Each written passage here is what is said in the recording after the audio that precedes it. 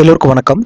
இந்த cement packet, அப்புறம் உரம் பாக்கெட்டு, அப்புறம் நாய்க்குட்டிக்கான உணவு தயாரிக்கிற பாக்கெட், இதுக்கெல்லாமே பயன்படுற பிளாஸ்டிக் சாக்கு இருக்குல்ல, ஸோ அது தயாரிக்கிற ஒரு நிறுவனம் வந்து பார்த்தீங்கன்னா ஐடி இல்லை சாஃப்ட்வேரில் இருக்கிற கம்பெனியை விட 2 மடங்கு அதிகமாக லாபம் பார்க்கணும் உங்களை நம்ப முடியுமா? அப்படிப்பட்ட கம்பெனி தான் நீங்கள் பார்க்க போகிறோம். அதுதான் இந்த நாக் பேக்கேஜிங் லிமிடெட் அப்படிங்கிற கம்பெனிங்க. ஸோ புதுசாக ஐபி வந்திருக்கு, நாளைக்கு தான் லாஸ்ட் டேட்டு. ஸோ இந்த கம்பெனி பற்றி பார்க்கலாம். நம்ம அட் எண்ட் ஆஃப் த வீடியோவில் இந்த கம்பெனி என்ன பண்ணுறாங்க, இவங்களோட ஓவரால் பிஸ்னஸ் என்ன, நம்ம அப்ளை பண்ணலாமா வேண்டாமா அப்படிங்கிற முழு விவரம் உங்களுக்கு தெரியுங்க. ஸோ ஷேர் மார்க்கெட்டை பொறுத்த வரைக்கும் அவங்க காட்டுற அறிக்கையெல்லாம் இருக்குல்ல, அதாவது அவங்களோட ரிப்போர்ட் எல்லாமே பார்த்தீங்கன்னா ஒரு டிப் ஆஃப் த ஐஸ்பர்க் அப்படின்னு சொல்லுவாங்கல்ல, ஒரு பனிப்பாறையோட நுனி மட்டும்தான். ஆனால் அது அங்கே எப்படி லாபம் பார்க்குறாங்க, அது தற்காலிகமா இல்லை நெக்ஸ்ட் 10 வருஷத்துக்கு அந்த லாபம் இருக்குமா அப்படிங்கிறதுனா அது கீழே இருக்கிற இதுதாங்க. ஸோ அது பெருசாக இருந்துச்சுன்னா அந்த கம்பெனி பெரிய லெவலில் வளர போகுது, இல்லை வளர்ந்துட்டு இருக்குன்னு அர்த்தம். ரொம்ப ரொம்ப கூட்டியாக இருந்தால் அது வந்து ஒரு பனி மலையே இல்லை, ஒரு சின்ன பனி துகள் அப்படின்னு நம்ம தெரிஞ்சுக்கலாங்க. ஸோ இந்த கம்பெனி எடுத்துக்கிட்டிங்கன்னா இவங்களோட பிஸ்னஸ் மாடல் என்ன அப்படின்னு வந்து ஃபர்ஸ்ட் வந்து பார்க்கலாம். இவங்க ஒரு சிம்பிளாக ஒரு பிளாஸ்டிக் தயாரிக்கிற கம்பெனிங்க. அது என்ன பிளாஸ்டிக் அப்படின்னு சொல்றாங்கன்னா PLWPP அப்படின்னு சொல்லலாம், printed and laminated woven polypropylene அப்படின்னு சொல்லுவோம். PLWPP அப்படிங்கிற பையை தயாரிக்கிறதா இந்த கம்பெனிங்க. ஸோ இவங்க வந்து பார்த்தீங்கன்னா பிச் பாட்டம், பிளாக் பாட்டம் அப்படிலாம் நிறைய வகையான பைகளை வந்து தயாரிச்சிட்டு இருக்காங்க. ஸோ இது ஒன்றும் ராக்கெட் சயின்ஸ் கிடையாதுங்க, இந்த மாதிரி ஒரு பையை தயாரிச்சு விற்கிறது எல்லாமே.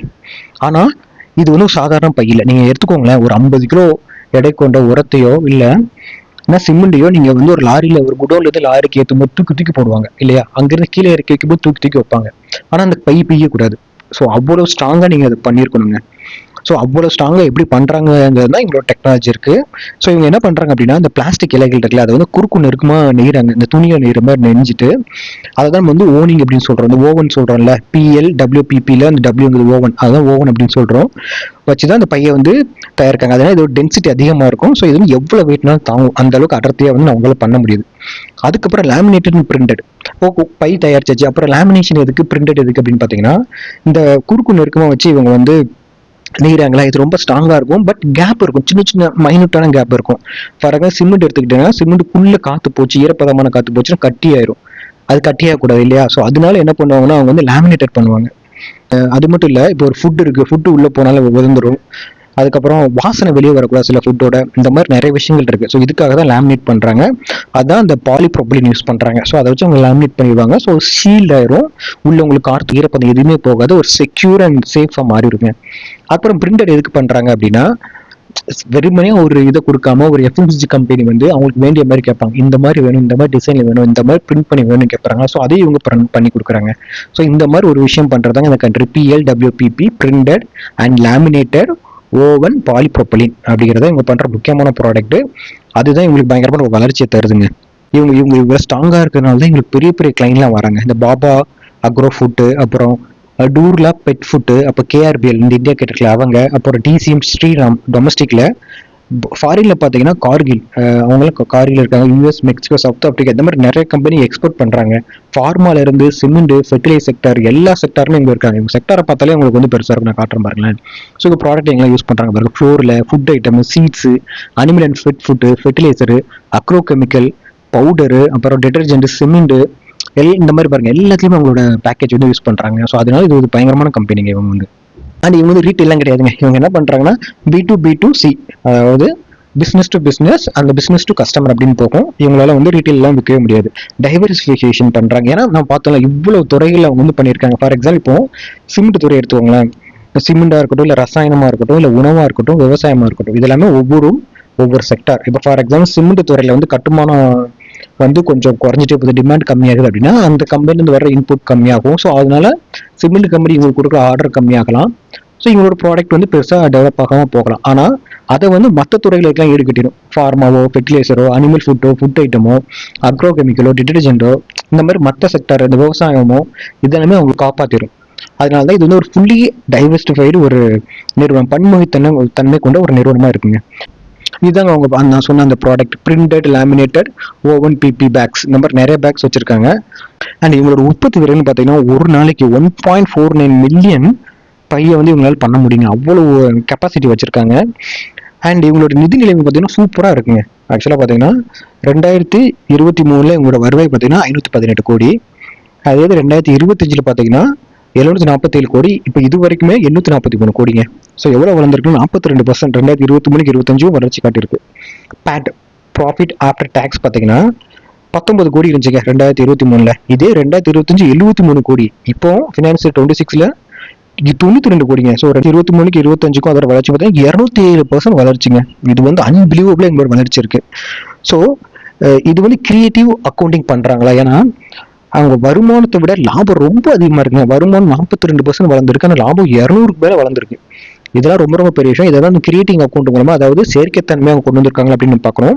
ஆனால் அவங்க அப்படி கொண்டு வரல. இதுக்கு பின்னாடி உள்ள ரகசியம் என்ன அப்படின்னு நம்ம பார்த்தா ஃபுல் அண்ட் ஃபுல் தெரிஞ்சுக்கலாங்க. அதாவது ஆப்ரேட்டிங் லேவரேஜ் வந்து 2 டைப்ஸ் வச்சிருக்காங்க. ஒன்று வந்து எக்கனாமிக் ஸ்கேலுங்க. எக்கனாமிக் ஸ்கேல் என்னன்னா, இவங்களுக்கு வந்து இப்போ இவங்களோட ஃபேக்டரியில் வந்து 50% யூஸ் பண்ணாலும் 60% யூஸ் 100% யூஸ் பண்ணாலும் இவங்களுக்கு வந்து ஒரே செலவு தான் ஆக போகுது இவங்களோட ஃபேக்டரியில் யூஸ் பண்ணுறதுனால.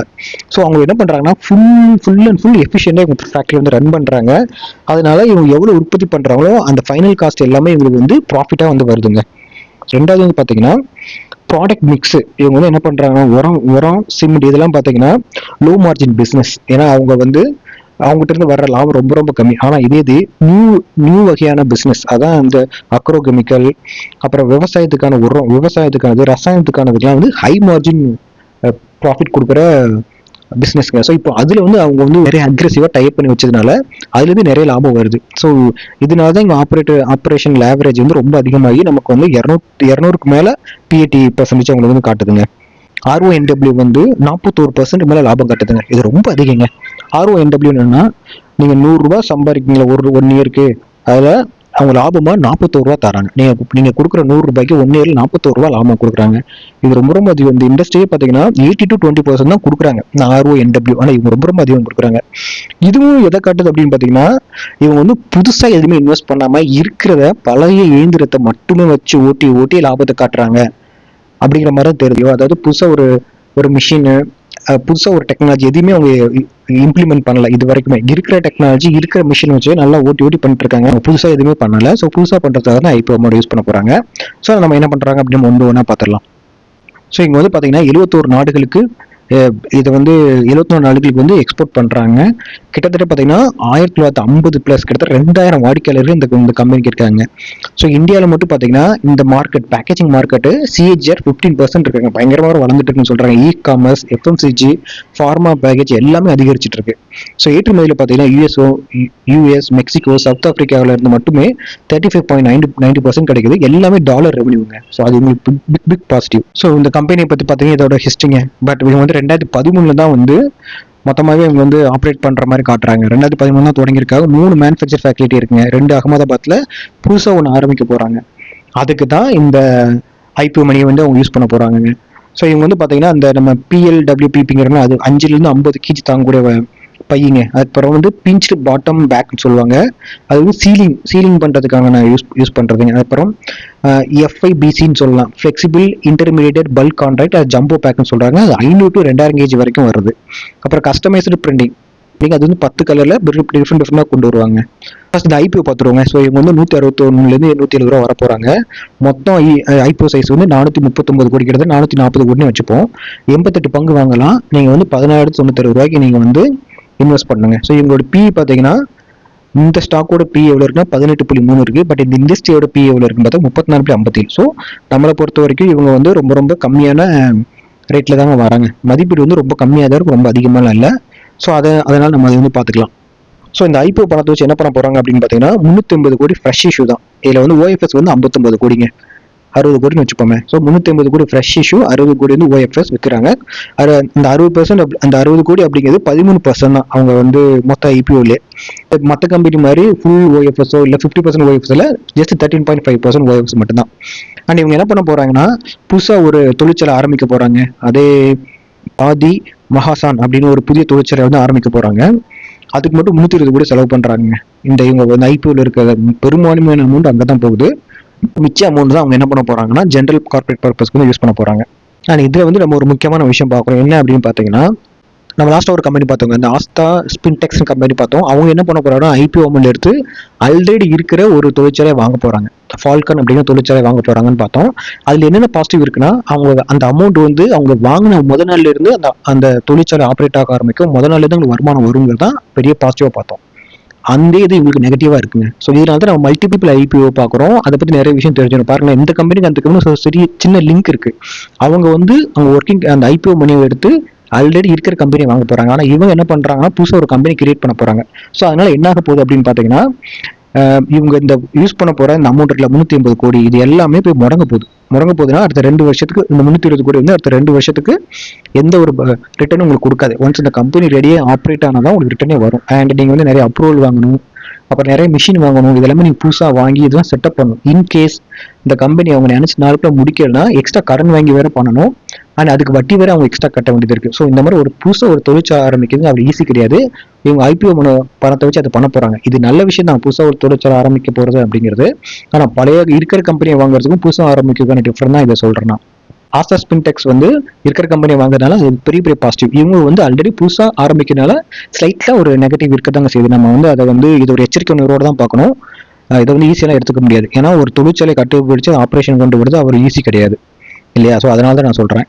அப்புறம் வந்து இதுல இருந்து ரெட் ஃபிளாக் இருக்கான்னு பார்த்தீங்கன்னா இருக்கு. ஃபர்ஸ்ட் ரெட் ஃபிளாக் என்ன பார்த்தீங்கன்னா ரா மெட்டீரியல் காஸ்ட்டுங்க. இவங்க வந்து இந்த பாலிப்ரோபலின் தான் இவங்களோட ரா மெட்டீரியல். ஸோ இது வந்து எதுலேருந்து வருதுன்னா க்ரூட் ஆயில் தான் வருது. அகைன் கச்சா எண்ணெய் தான் வருது. ஸோ கச்சா விலை நிர்ணயம் எல்லாமே இன்டர்நேஷனல் மார்க்கெட்டை பொறுத்து இருக்கு.